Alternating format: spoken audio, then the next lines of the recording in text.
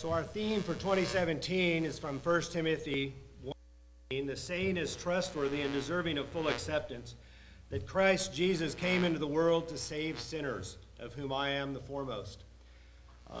And as we've talked about this already quite a bit from the beginning of the year on, our focus really is on helping others to know Christ and to proclaim the gospel message, that others might have a chance and to understand the choice that is before them to follow either the ways of the world or to follow the path that Christ has set for them.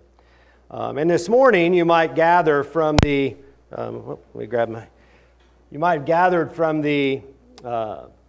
scripture reading that I might be talking about elders. And this is about the time we wanted to bring that up again and to reappoint elders over the congregation. But I'm actually not elders. I'm talking about something in those verses, but specifically, what is the church like? Because I think elders as part of the church actually operate within a function and operate with a certain mentality, each of them, that they bring to the position. I've known a number of elders. Some of them operate like they are, a board of directors, and they're running a business. And some of them operate more like a father caring for its children. And I think each of us kind of come to positions that we might be doing, whether in organizations or families or whatever, and we come to them with a certain kind of maybe bias or just a thought we have in our own head of what our purpose is.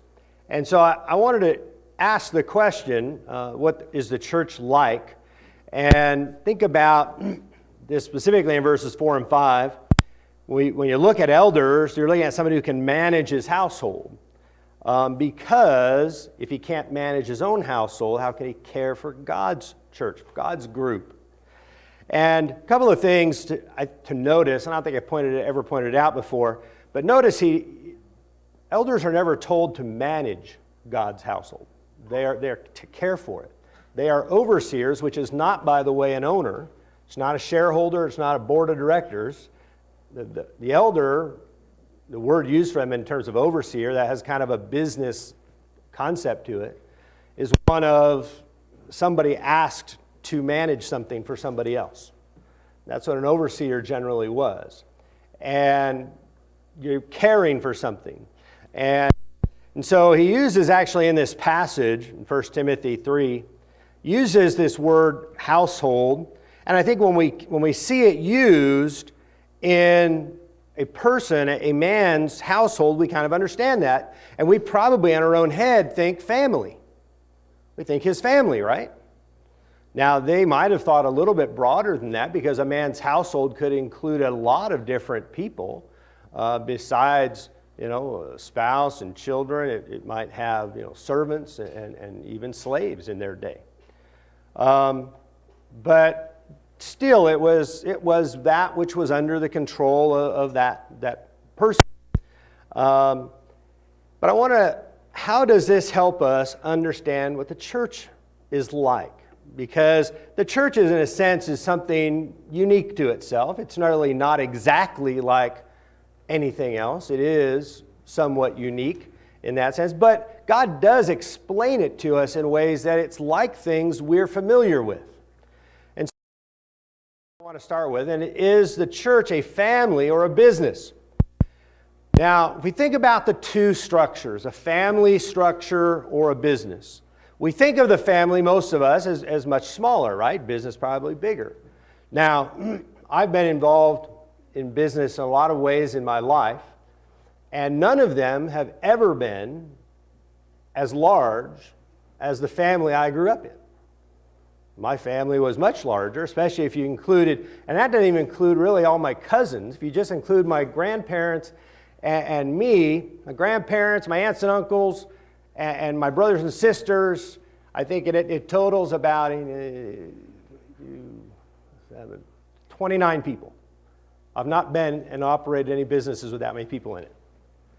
My family was larger than that, but it operated under different rules. So I think size alone doesn't really tell us. When I included cousins and everything else like that, my father's, the family reunions we used to have when I was young, while my grandmother was still alive, would have 100 to 150 people in them. And that didn't include really a lot of second cousins and things. It was mostly, the 13 kids and all their kids of my grandmother. So it was a very large family. And families like that actually have a lot of rules, if you think about it, are very businesslike.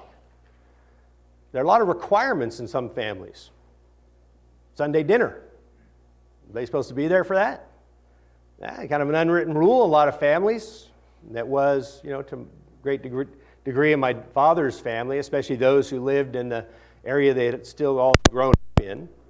I didn't live near them as much, I wasn't connected to it. But we think about how the two are dissimilar, and they have different kind of operating rules within them.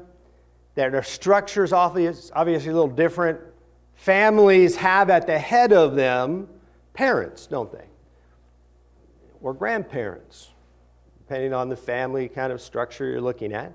But businesses have, some kind of a president, CEO, owner, and so on down, and everything kind of flows downwards. So there's some similarities between them.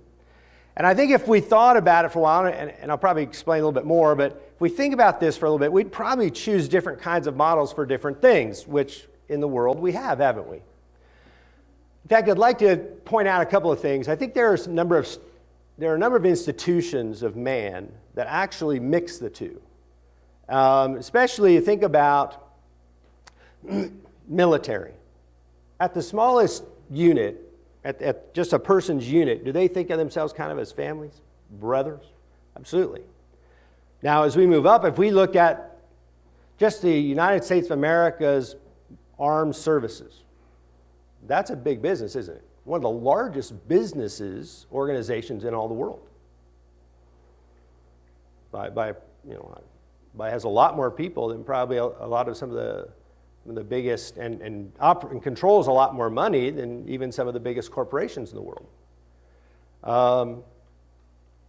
But when we think about it, so it has a real business kind of structure, but at the very lowest level, it operates like a family unit. We see that actually, I think we see it in military. We see it not only probably firemen, you hear them talk like that. You hear policemen talk like that, right? One of the things they all have in common at those lowest levels, and all three of those specifically, have in common that they're very dangerous at times, aren't they? They can all lose their lives in what they're doing. Kind of tends to band people together to some degree. How do you think that would have affected the church in the first 3 centuries? Because their being Christians was life or death oftentimes as well.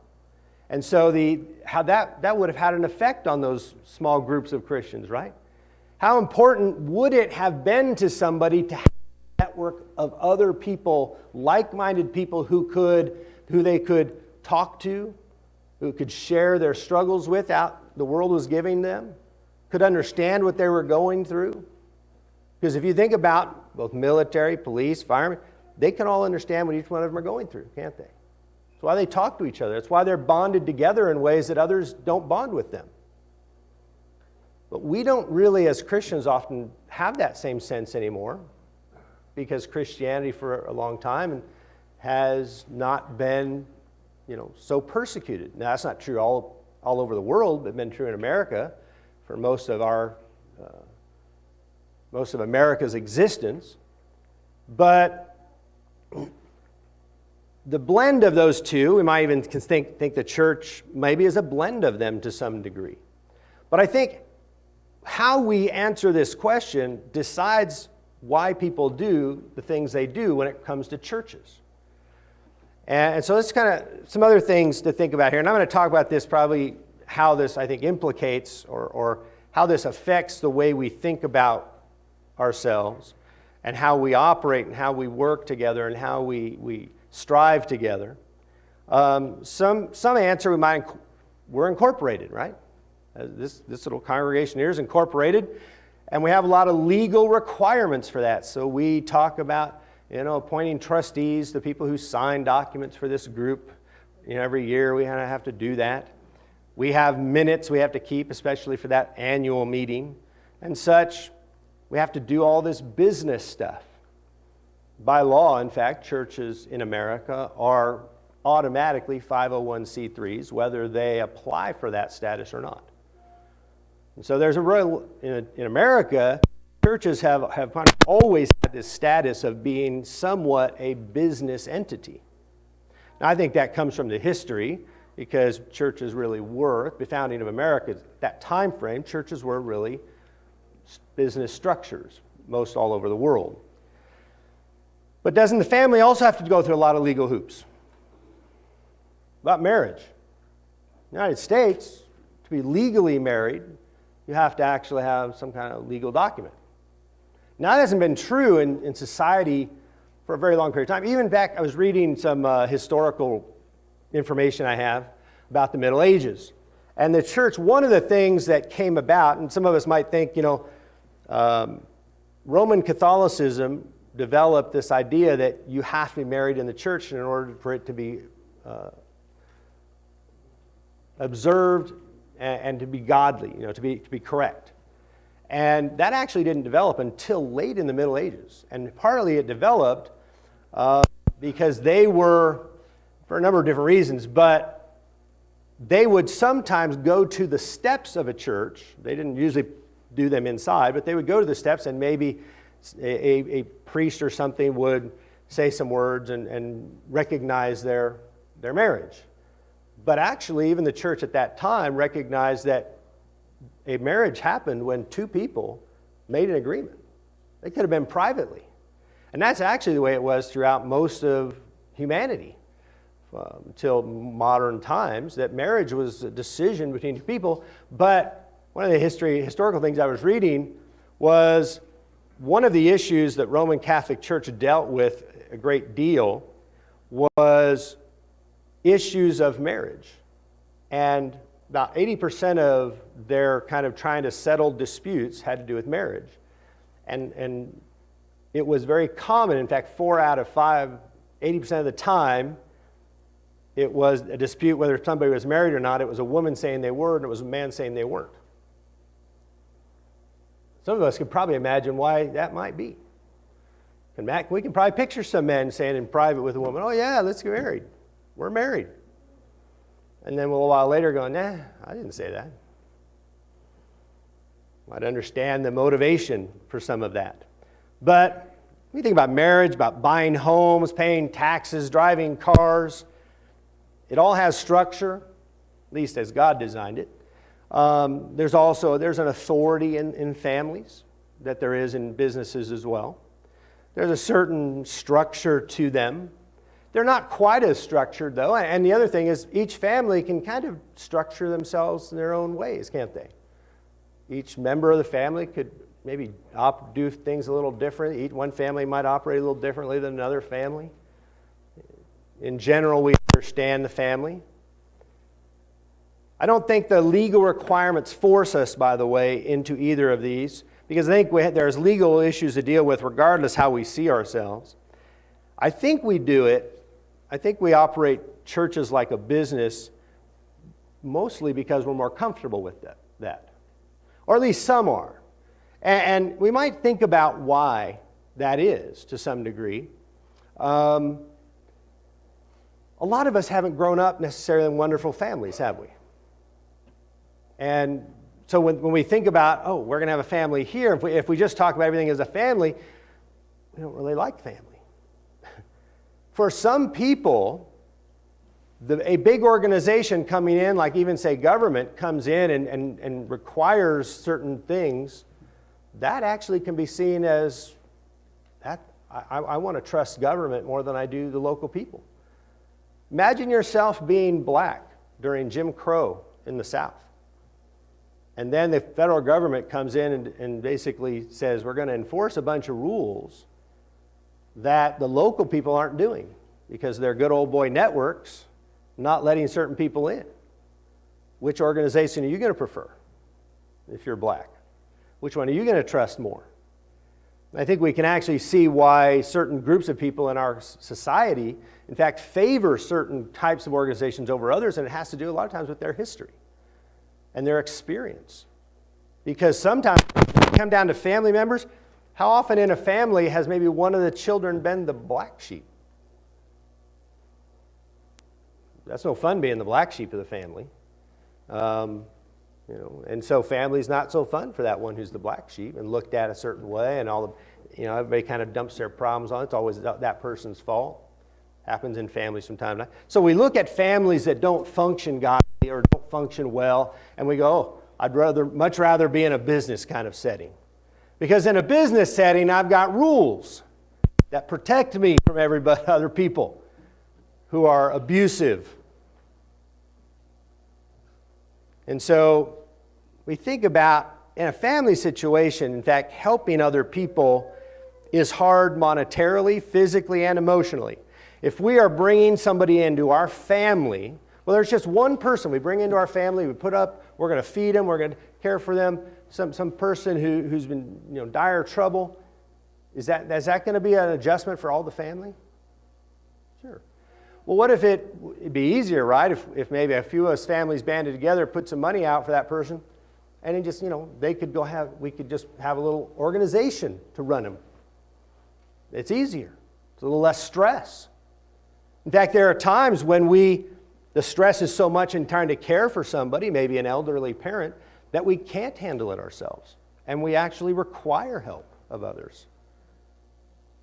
So this isn't about always being this one or the other, but our society is moving and has moved for a very long time, and not just ours. In fact, most of the societies around the world, what we call first world countries, have moved towards the larger organizations controlling more and more. And a lot of people are probably a lot more comfortable being an employee of some business than being the business owner. There's different responsibilities in each of those. There's different benefits with each of those, and there's different downsides of each of those. But the church, I think we struggle sometimes. So what is it? Is it like our family? Is it like, we use both terms. We use terms for it, kind of meaning both things. As families in America have become more chaotic, I think most of us would agree with that, right? The family is generally, on a big scale, has kind of broken down. Lots and lots of children don't know what it's like to have two parents living in the same household with them. That's probably close to half or more than half the children born in America today. And so I would ask you the question, do you think it's an accident that at the time that chaos rules in family structure, that the workplace rules have actually gotten more strict? Because workplaces used to be a lot more like families. In fact, it used to be businesses were family run, right? They're kind of family owned, family ran. And they didn't have those, Department of Labor rules. They operated like they operated. Like I told people growing up, a couple of weeks ago, I was telling some people, growing up, I was required to work most summers from the time I was about 8 to 10 with my father, pretty much till I was 16. And so I kind of dreaded summer. Like every other kid loves summer. I worked 5 or 6 days a week. I worked generally 10, 12 hours a day. Department of Labor certainly wouldn't have approved, but probably even then. But so to me, school was kind of cake. I mean, go at 9, get out at 3. Wow. I mean, who does that? So when we think about, sometimes our experiences in the past have shaped the way we think about each of these different models and the way we operate within them. And regardless of which, God is telling us to operate it like, if He's telling us to operate like a family or a business or something in between, what we need to, I think, try to work against is this kind of built-in prejudice we might have against either of them because of our experience, and try and figure out how can we do that the way God would want them. Because God would want families to operate certain ways. God wants businesses to operate certain ways. He talks about both those things. And so how do we operate within the church? How do we see ourselves within the church? And think about a business structure a little bit again. For a lot of people might much prefer a business than a real close-knit kind of family kind of business. Because in a business, I can kind of put my head down, stay in my lane, and do my thing. I don't have to worry about other people.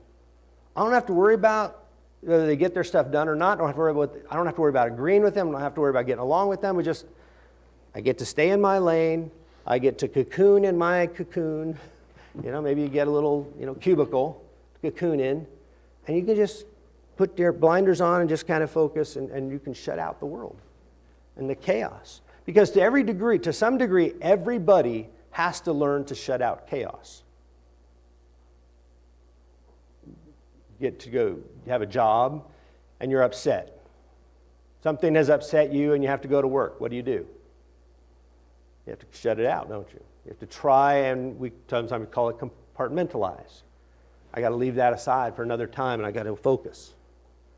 And that's what the world does to us. We always have to try and put off chaos, to get rid of certain extraneous things. And so the more chaotic I think our families are, the more structured there really is a call and demand for that. In the business, we want to be protected. I remember a young guy years and years ago, he was a pretty new Christian, and he had told me he would never, ever be in a church that didn't have elders. Again, so like he was in one, and he'd go to a different one because the other one had elders. And in talking with him, there's a reason for that. He certainly felt very abused in a church that didn't have any. And he put that down to the problem was no elders. Now, I've heard people say there have been places that have elders that have horror stories as well. Just because you have elders doesn't mean everything goes smoothly. But still, that was kind of his choice, and it was something that was very important to him because it was something that was there was a very lot of pain there. Now,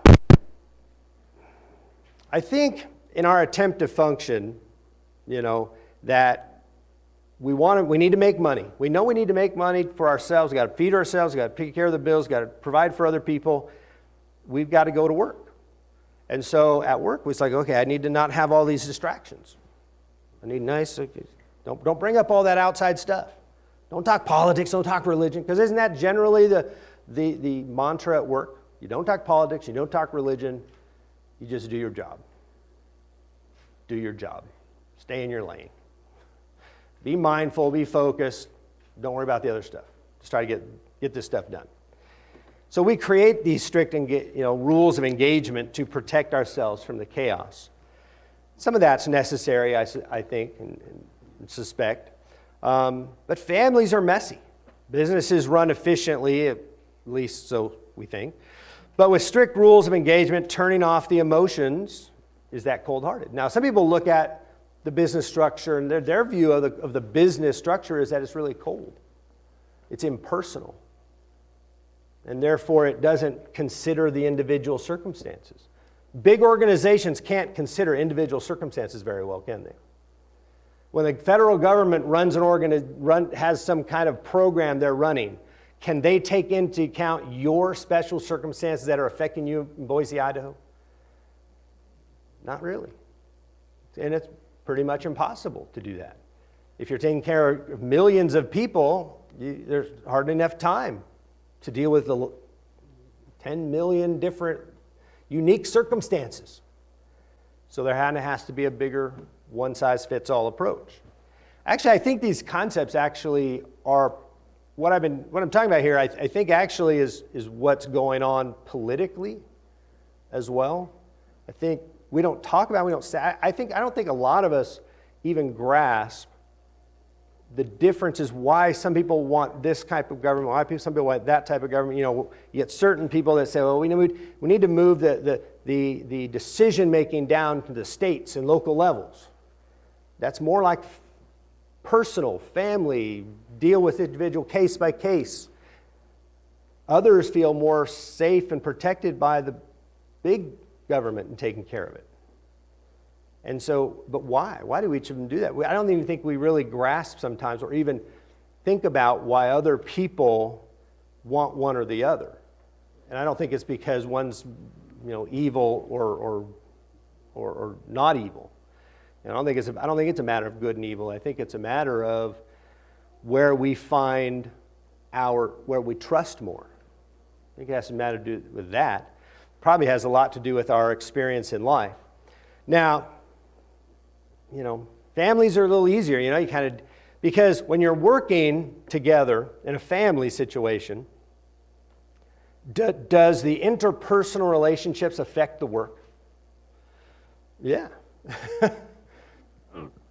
Because if you're upset at each other at home and then you have to go to the job, is it easy just to set it aside?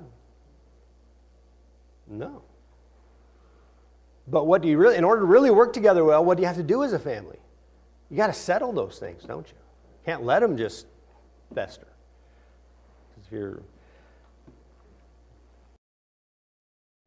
So, are we brethren or are we co-workers?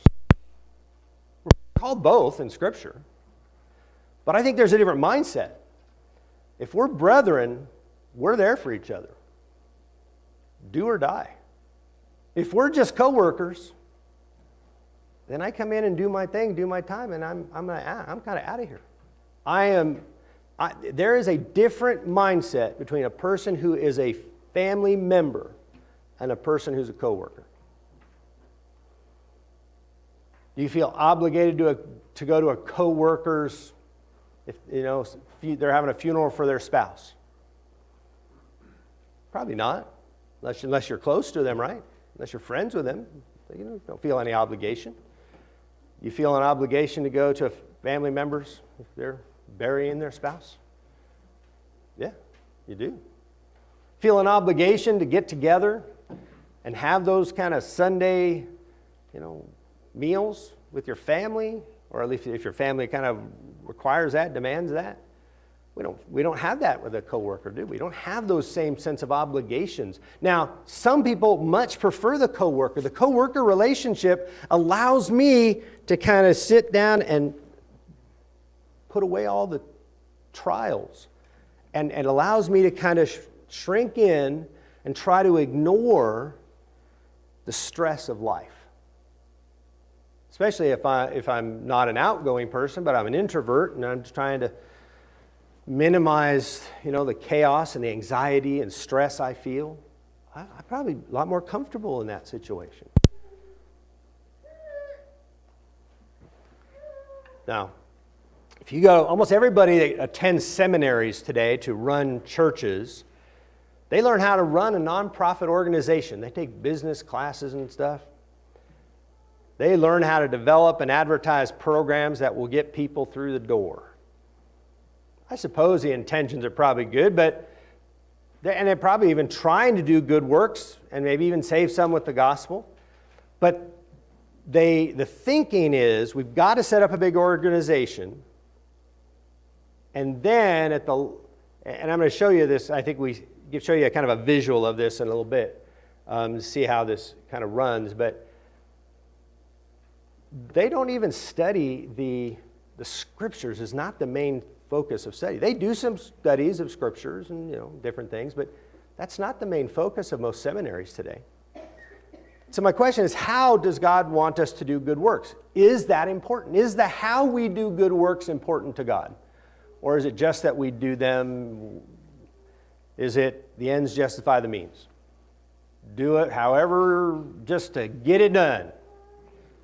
Because a lot of people ends justify the means. All of a sudden, you've got, what if lying and justify what I think is the end result I want? There are religious groups that have doctrines that lying in certain situations is okay because it attains the goal you want.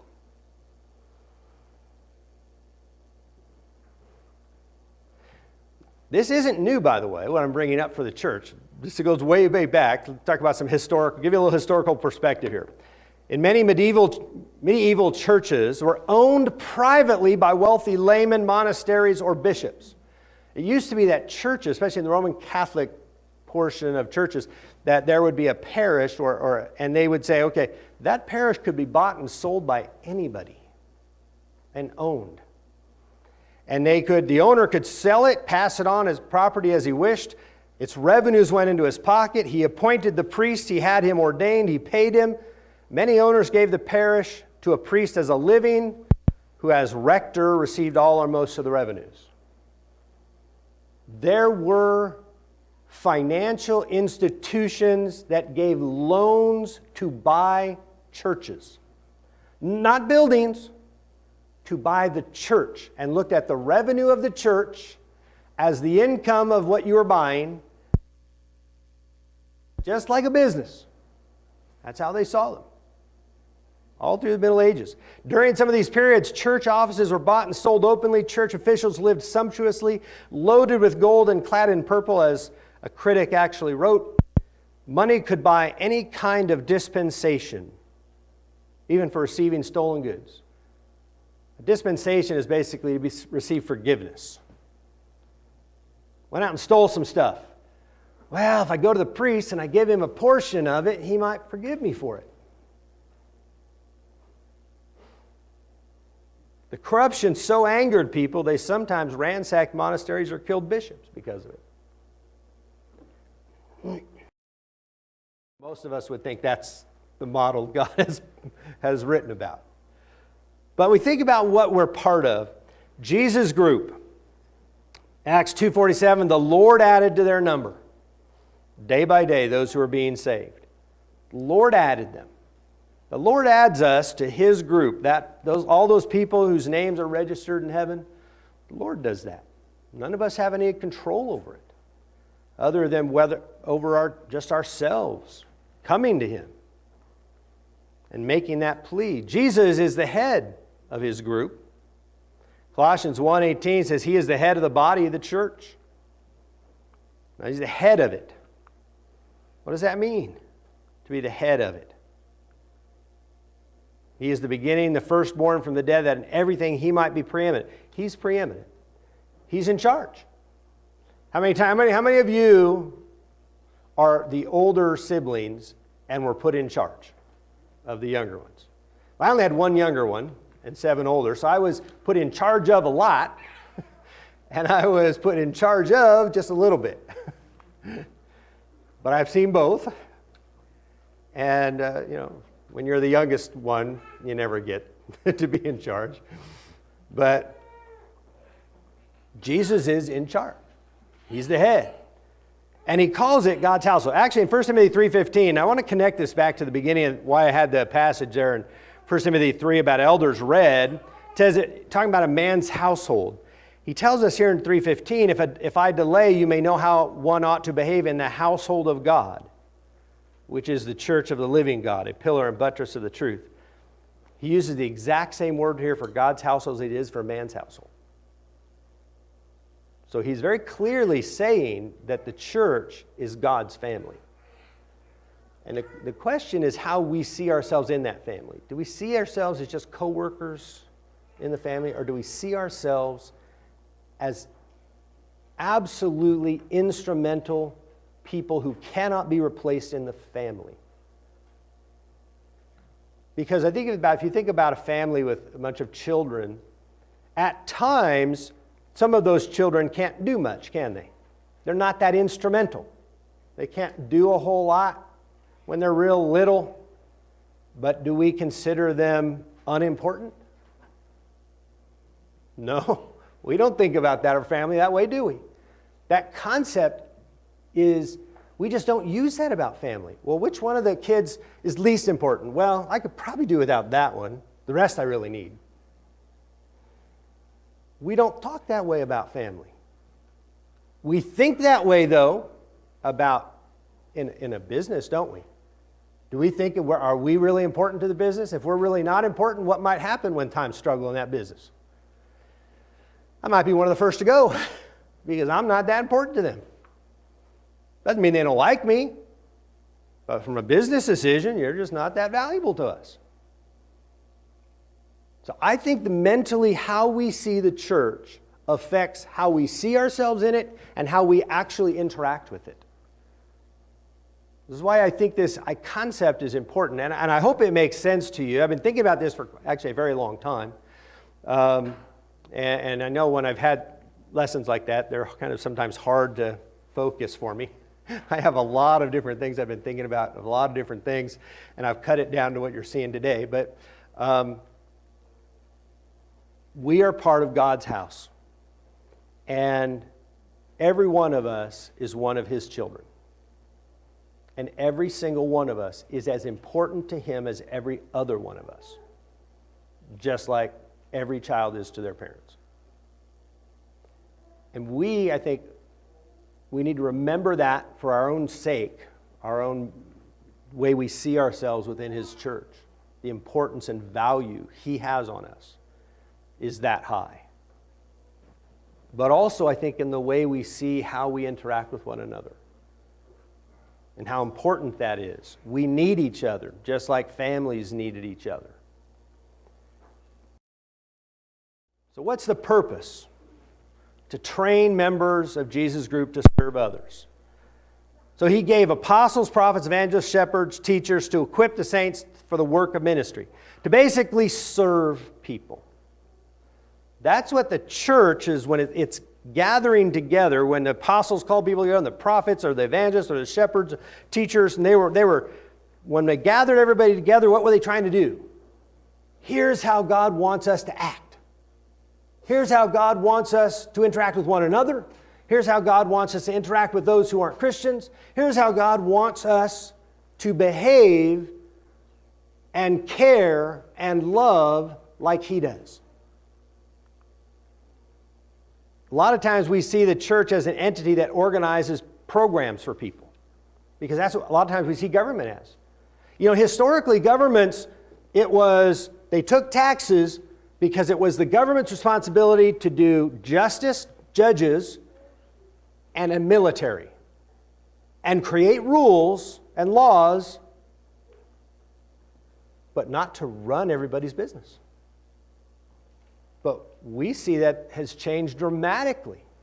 Lots of countries in the world, though, China for one, China very directly owns and operates many of the businesses in China. Happens in America to some degree too, doesn't it? That's why churches so often turn running schools, daycare, shelter services, coffee shops, subway restaurants for jobs. I actually know that particular story of a church that essentially bought a franchise because they were in inner city. A lot of their teenagers and young people didn't have jobs, so they said, well, we'll buy the franchise, set it up in our church building, and that way we can employ kids. Is that the church's job, to employ people? I think we lose sight when I think all these things happen, I think we lose sight of its purpose. I don't think any of these things are bad, by the way, in and of themselves. I just don't think they're what the church was set up to do. And it loses the perspective of what the church's job is, and it becomes too big. In fact, to give you a story, why is Scientology a religion? L. Ron Hubbard figured out the best way to promote his method, called Dianetics, his book, which is pseudo-intellectual psychobabble of the 1950s, this concept of psychological healing. He is quoted as saying he should run it as a church because the monetary advantages of running a business at a church doesn't file tax returns, income tax returns.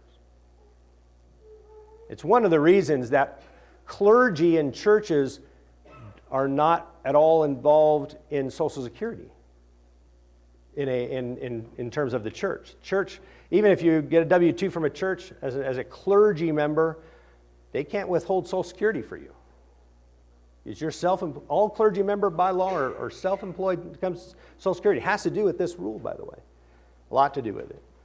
Now, when churches employ lots of other people, then they have to do it, but The reason Scientology is a religion is because he recognized it's a lot easier to run something as a church than it is to actually run an actual business. It's the same issue nations face in figuring out the role of government. What is the government's role? Some people think it should do very little, like I talked about earlier. Others think it should do more. And everybody's attitudes, and everybody can point to successes of their perspective. Does the government create, enforce the rules, or run organizations to do what they want them to do? One is very, very free, and one is very controlled. And actually, if we look at all the governments of the world, there's a big sliding scale of how controlled they are by the federal government. Groups of saints. So just quick image. Jesus, talking about his people, he gave us, the apostles and prophets, who wrote down for us scriptures, the Alpha and the Omega, Jesus is. And Ephesians 1, he put all things under his feet, gave him to be head over all things to the church. That's Jesus. He's the head. Revelation to the angel of the church of Ephesus. Right. So Jesus wrote in the scriptures a letter to a specific church telling them about things that he liked and things he didn't like about what they were doing. When we think about churches today, we all answer to him, don't we? Whether there's elders, deacons, saints, whether there's an evangelist and saints, whether there's just a group of saints, whether there's elders, evangelists, deacons, and saints, they come in all kinds of shapes and sizes, don't they? I purposely made all of those a little different shape and a little different size because isn't that exactly what families do? What they're like? We answer to him. But actually, for a very long time, has to do going all the way back really to the 5th, 6th, actually 4th century onward, churches began to do this. Let's create a head. Let's create a central headquarters. Let's create some regional supervisors. Let's create some managers over each of these local offices. We could take any denomination you want and we could apply specific jobs to all of those positions. Because this is how we think. And it's why people set up churches this way. It's how we think. We need to have some control. Because when you talk to people and you go, well, we're not part of anything like that. And how do you know the person teaching's any good? I guess you're going to have to read it in the scriptures to see if he's doing what he's supposed to be doing. Well, that seems like too much work. Need to have somebody above him, make sure. Well, who's in charge of the guy above him? Who's in charge of the guy above him? This is really the odd thing about business structures. At the very top, when you actually talk to the people who make decisions, it's a lot more chaotic than you think. It's not so figured out. Like Dave and I were talking a number of years ago about the idea of not feeling old enough to be in charge. And I think there was an older man a long time ago who had told Dave, you get older and you think, well, when I knew my parents and their parents, they had it figured out. They knew what they were doing. And you get to their age going, I don't know what I'm doing. And you go, yeah, but they didn't either. They were flying by the seat of their pants a lot of times too, trying to figure out which is the best way to go. Well, let's just do it the way my parents did it. I'll just keep doing it the way everybody else is doing it. That's working. Or you go, that's not working. Let's do it a different way. That's how people at the top are often doing it, of even the largest corporations. Well, they get lots of data, but there's somebody still. You think Apple, with Steve Jobs and without Steve Jobs, you think their amount of data they had, business information was any different? Was it one guy saying, this is what we're going to do. We're going to tell everybody they ought to like it. And that has worked for Apple. Will the other model, where they have a different kind of head at it, be different? I don't know. So just to kind of conclude for today, as Christians, it isn't our central mission to point out the errors of other people. I don't do this to kind of talk about everybody else. I'm doing this to talk about us. It is our job to do God's will with our life as his children. Our primary mission is to love one another the way he loved us. It's the one time in the New Testament that we are told there's a new commandment. In John 13, 34 to 35, a new commandment I give to you, that you love one another just as I have loved you.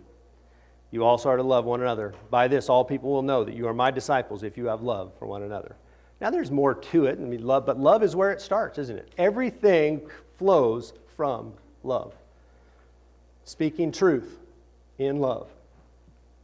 Every single thing we are supposed to do as Christians should come from this love that God has had for us and shown to us, and that we ought to do for one another. So I'm going to conclude there this morning. I know